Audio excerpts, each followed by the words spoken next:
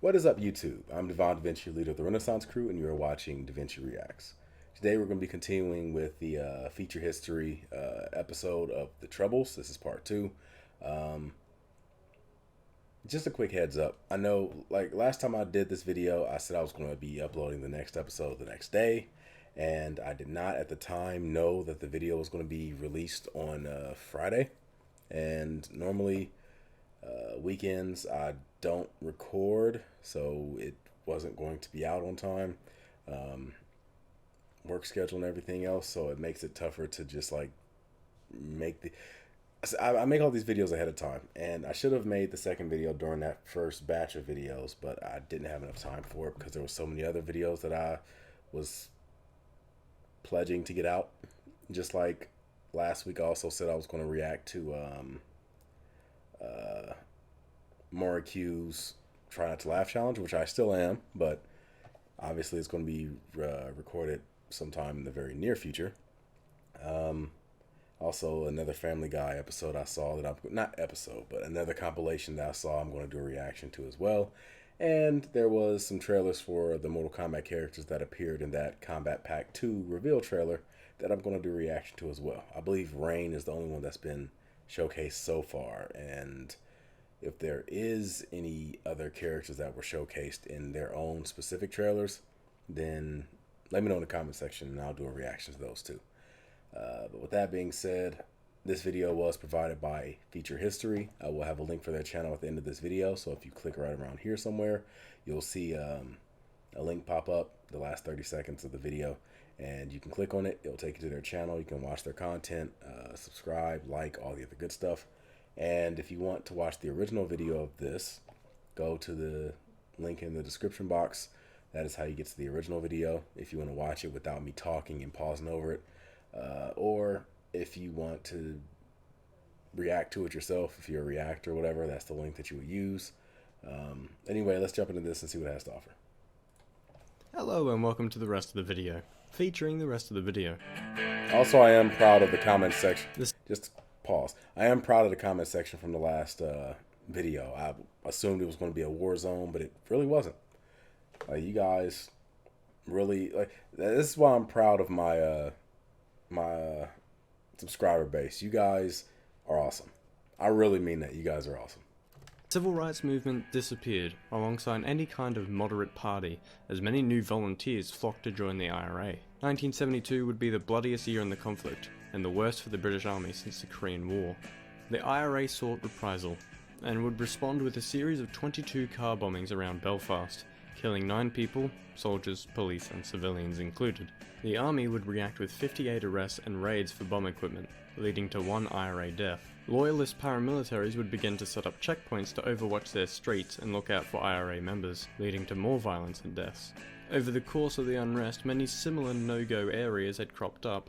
They relied on the protection of their paramilitaries and barricades and rejected civil authority. The government decided those had to go, deeming them as a catalyst of crime. Operation Motorman would involve 27,000 soldiers alongside armoured vehicles. One second though. When they say no-go area, is that for people that are British? For civilians or what? Because I've heard that the IRA had more of a problem with the British military, and like I don't know what the relationship with them and like regular British citizens were, or them and British loyalists or whatever in North Ireland. I don't know I don't know when they say no-go area, who is exactly no-go for? Civil authority. The government decided those had to go, deeming them as a catalyst of crime. Operation Motorman would involve 27,000 soldiers alongside armoured vehicles and even a tank. They'd storm the no-go areas and destroy barricades, taking them by force and fear. There were a couple of deaths, and after the operation 3 more car bombs would be detonated. The IRA, however, did not claim them. The mission had seemed to have contained the insurgent behaviour, but it was in 1973 that those assumptions would be negated. An IRA bombing in London killed 1 and injured hundreds. The suspects would be arrested and tried, but an attack so close to home shocked many in the government. The conflict, alongside a deteriorating domestic situation, saw Anglo-Irish relations damaged, specifically about the British Army's handling of events. The Sunningdale Agreement in 1974 would look to permit the Irish government an advisory role in Northern Ireland, and Northern Ireland's parliament to be disbanded and reformed in attempts to have power shared equally between nationalists and loyalists. Many loyalists disapproved of this, seeing it as giving in to the IRA's terror tactics. Political and paramilitary elements came together in the Ulster Workers' Council strike in May 1974. Paramilitaries would make sure that the workers did not go to work, whether they wanted to or not, leading to Northern Ireland's industry being brought to a grinding halt. 34 people would be killed in the Republic of Ireland by loyalist bombings, and by the time the strike finally ended, now they're saying loyalist bombings. So, like, I was always under the impression that the way the violence worked was that the IRA were the ones doing the bombings and the British military were the ones doing like the shootings and stuff. So now you have loyalists in the equation too that are doing bombings. So it's like it's the IRA versus the loyalists and the British Army, or is it more to it? Be killed in the Republic of Ireland by loyalist bombings, and by the time the strike finally ended, the agreement collapsed. The loyalist paramilitaries had achieved a victory through terror. Somewhat later the same year, the IRA would target England again, bombing the cities of Guildford and Birmingham, killing 5 and 21. These bombings caused anti-Irish sentiment in the afflicted areas, Irish people being ostracised and their businesses targeted. Reprisal killings would also be suffered back in Northern Ireland, leading to the IRA deeming such attacks to be off limits. There would also be some serious abuses of power in England, as police arrested several Irish people that were forced into making false confessions, leading to 17 people being wrongly incarcerated. Back-channel negotiations between the British government and Republican leadership would finally be able to barter an IRA ceasefire in late 1974. This though did not stop tit-for-tat sectarian killings between nationalists and loyalists. The division in Northern Irish society was stronger than ever, and hatred ruled many incidents. Through the course of the ceasefire, a few loyalists feared that the government may lose interest, abandon them, leading to them attempting to provoke the IRA into breaking the ceasefire, and the IRA ate it up. The ceasefire had all but collapsed in late 1975. In January 1976, members of the Loyalist Ulster Volunteer Force attacked 2 Catholic families, killing 6 in what had been a part of a larger series of attacks on Catholics. The IRA would retaliate with the Kingsmill Massacre, where they halted a van and gunned down 10 Protestants, sparing the Catholic that rode with them. The massacre would be the climax of the tit-for-tat killings, causing the string of murders to halt for some while. By 1979, the British Army had become quite effective in handling the IRA, though this only caused the IRA to become increasingly observant and inventive.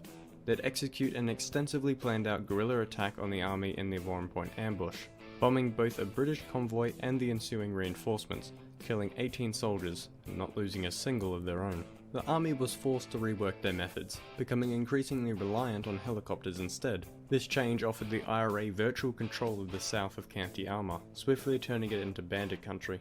One of the more significant consequences of the struggle between the army and paramilitaries was the influx of many new prisoners and its taxing effects on the justice system. Initially, paramilitary prisoners were given special category status, which treated them akin to POWs. However, after 1976, they'd been downgraded to being treated as usual criminals. Their own clothes were taken and they would be given prison clothes. They refused in the blanket protests, wearing blankets instead of the provided garb. Later they would refuse to leave their cells, reporting abuses from the guards, and this would escalate to the dirty protest, as they smeared excrement across the walls of their cells. In 1980, a hunger strike would start in hopes of returning their special status. The strike was called off when it seemed the government would concede. The following year though, the government had not, leading to a second hunger strike led by Bobby Sands. The Prime Minister, Margaret Thatcher, was firm in her stance that she would not offer concessions to those on strike. She would not acknowledge them as political prisoners, but only as criminals. While on strike and in prison, Bobby Sands was able to win the position of MP in the British Parliament, and this gave hope to some that a settlement would be reached. Thatcher continued to refuse compromise. Sands would die on the 66th day of the hunger strike in May. In total, 10 strikers would die. It prompted riots and protests in Northern Ireland and beyond. The political wing of the IRA, Sinn Féin, would begin to receive new gained support, and the IRA itself saw a flux of volunteers, wishing to correct this perceived injustice. With the Irish Republican Gerry Adams' direction in the aftermath of the hunger strike, Sinn Féin would enter the Northern Ireland Assembly for the first time. Though still well behind in seats of the Ulster Unionist Party and even the staunchly loyalist Ian Paisley's Democratic Unionist Party, it sent a scary message to Thatcher. It discredited the British policy that the IRA acted with no support and had no place in politics. On a less than legal note, the IRA had placed the blame for the strikers' deaths solely at the feet of Thatcher herself and saw the need for revenge. In 1984, they'd bombed the Grand Hotel in Brighton in attempts to assassinate Thatcher and her parliament, killing 5 people, but not Thatcher. This attack would begin to start reflecting the IRA as less of a simple paramilitary in Northern Ireland, but instead as a highly dangerous terrorist organisation. Not to mention it wouldn't be too long before they began receiving some serious armament from, oddly enough, Gaddafi's Libya.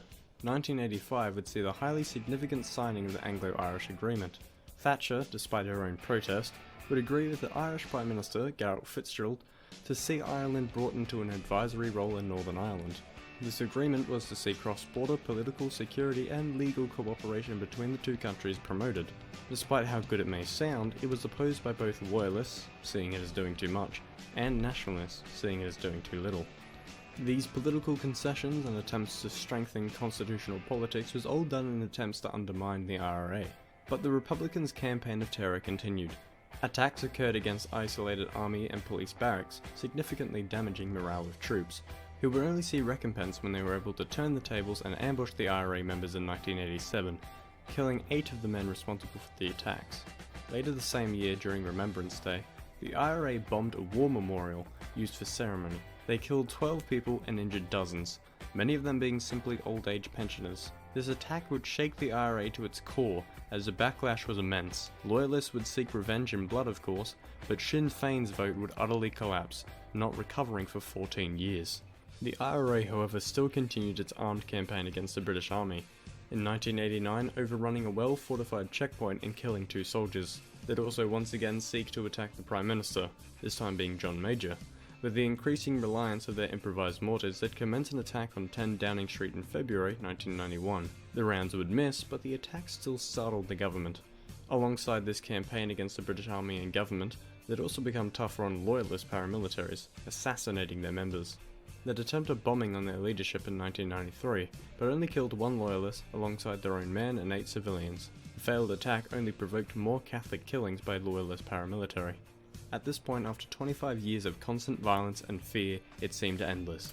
See, now, the last time I did a reaction to this, people were saying that the religion aspect of the conflicts between England and, or Britain and Ireland isn't based on religion. But you can't deny that based on what he's saying at this point of the video, it sounds like religion is a huge identifier, like something that they use to determine whose side you're on, kind of. That's what it seems like. But this did not stop efforts to put an end to it. A historic ceasefire would be called in 1994 to allow for negotiations, but by 1996 the IRA was seriously doubting any progress to be made. The British Conservative Party was reliant on loyalist votes, and any concessions to the IRA would be severely unpopular. The IRA would break the ceasefire in February with the bombings on Canary Wharf, killing 2 people, but more importantly to the government, causing significant financial damage. They sought to replicate attacks on the government's wallet, detonating 1,600 kilos of explosive in Manchester's centre, surprisingly killing no one but causing much damage and the evacuation of 75,000 people. The bombing had an effect on their general election in 1997, leading to Tony Blair's Labour Party coming into power. A new government saw new talks, though of course not without complications. The negotiations would be threatened over a dispute to the loyalist Orange Order parade seeking to move through a nationalist area. The government would allow the parade to go on, causing the worst rioting since the riots caused by the hunger strike in 1981. In spite of that incident, negotiations held, leading to the Good Friday Agreement in 1998. Northern Ireland's government was shifted to focus on power sharing. The Royal Ulster Constabulary would be watched by an independent commission to check for bias, eventually leading to the RUC being rebranded to the Police Service of Northern Ireland and restructured, and if the day were to come that the majority of people in Northern Ireland and the Republic of Ireland wished to unify, the British government would have it be done. Alongside these important changes, Okay, so is that something that's still going on today? So if people in North Ireland, a majority of them, decide to want to reunify, and the normal Ireland country decided they want to unify also, then it would just be done like that? Is that is that still a thing, and is it that simple? Because again, you're talking about somebody that's getting all this information through a simplified video. I need to know these things. Wished to unify, the British government would have it be done. Alongside these important changes, paramilitary weaponry would be decommissioned and many prisoners released. After 30 years of torment and over 3,500 deaths, peace was now tangible. Of course, the Good Friday Agreement didn't just come about flawlessly. It was passed by referendum, with 94% approval in the Republic of Ireland, but only 71% in Northern Ireland. Some loyalists felt cheated, and so too did some nationalists. In August 1998, a splinter group of the IRA would bomb the town of Omagh, killing 29. However, it did not break peace. The provisional IRA for the most part would lay down its arms and disband. Despite on the face of it still being active, they are a shadow. The change that had so rapidly happened was really showcased in 2007, when a radically loyalist Ian Paisley held position as First Minister with his Deputy First Minister, a former IRA member and the Sinn Féin leader, Martin McGuinness. McGuinness would also be awarded an audience and even attend banquet with the Queen. To have come to that, from being not too long ago an enemy of the state, Interesting. well, it's a bit surprising. The peace and government of Northern Ireland is however fragile. Currently given dispute between the DPU and Sinn Féin, the government is vacant and a fair share of people are frustrated, but it couldn't even begin to touch on what the people of Northern Ireland have seen before. Whilst there are still many people that pledge adamantly to being either loyalists there goes or the nationalists, peace can be copyright found, for this and sectarian video. violence is increasingly rarer as time goes on. The deaths and destruction of the conflict can never truly be amended. To this day you still find the literal peace lines that separate communities from one another, though they are set to be taken down, and as time continues these wounds can start to heal. The war has ended, and no one won it. Really, no one should have won. A political struggle does remain, however. Ireland is not united. And was that not the IRA's goal? Is that not the point of Sinn Féin? Have I just provoked a massive shitstorm in the comments? You can find out the answer for all those on your own. Yeah, Though, little hint, last one is almost definitely a yes. Yeah, I don't know what I was going to be in my comment section I'd either. like to give a thanks to the patrons that help me make this show and also help a great deal with my secret collection of body pillows, but we won't talk about that. Special mentions to David Kendall, Thomas Curley, your mum, Steve... Okay. So he has a Patreon account. If you want to show him some support, go to his go to the original link in the description box down below, and then inside of his description box for the original video, you'll see the link for his Patreon. That's the best way you can show support if you enjoy his content, especially given that he's a history channel, because when it comes to monetizing videos, there is a specific category for discussing historic events involving wars, massive loss of life, things like that. So the fact that he's covering content like this means that he's not getting paid for this. Like, he's not. So if you want to show him support, see more of these types of videos, please check out their Patreon and sign up. If you have any history related YouTubers that you are a fan of that cover stuff like this a lot, show them support outside of YouTube, because that's probably the only way they'll really make any type of money. Now, with that being said, like I said, this is a very... Like, the reason I'm looking at this is because I'm trying to learn more about it. Now, I don't think I'll ever get to the point where I will be able to make a judgment on this type of situation, because the only real way you're really going to know everything is if you live there. Like, I can sit here and I can read up about everything that's happened and all this other stuff, but it doesn't go over the small stuff of just, like, living there and experiencing it and getting to know what people's actual motivations are and this, that, and the other. And it's, I don't know, it'd be like, I know I make this comparison a lot, but it would be like somebody that's not black trying to tell somebody black what it's like to be black in America. It's just something you can't do. Same way I can't tell a white person what it's like to be white in America. Like, it's not my experience. I can read up about it all I want, but there's still certain things that you go through that somebody that doesn't go through it will never know. So, yeah, I mean, I'll try to learn as much as I can about this type of situation. But again, like I said, I'll never fully be able to understand anything because I'm just not a part of that life. Now, if you have anything you'd like to say, then okay, here we go. Fingers crossed. Go to the comment section and let me know. But try to keep it civil.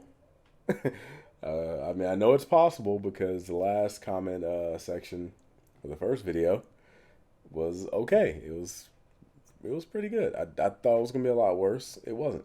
There was a couple comments that were, kind of crazy, but sometimes I let the crazy comments sit there because, people can look at it and be like, "Oh, this is what an idiot looks like."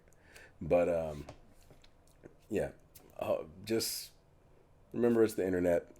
People say stuff because of anonymity. Just understand that.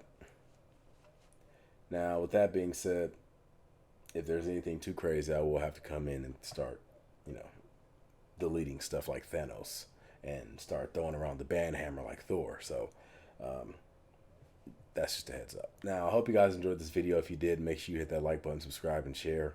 I also have a Patreon. It's only $1 a month. I'm doing reactions to movies and TV shows. I've already done The Office, the UK version. I'm currently in the middle of doing extras. I just got done with the Samuel L. Jackson episode. I just did a reaction to the movie Snatch. And the week before that, I did Lock, Stock, and Two Smoking Barrels. I've done a lot of reactions. I've done reactions to the In-Betweeners movies for those that are still asking about that. Now, my Patreon, all my movies are DaVinci watch style videos. So they're not typical reaction videos because I like the idea of not getting sued. But yeah, if that sounds like something that would interest you, go and check it out.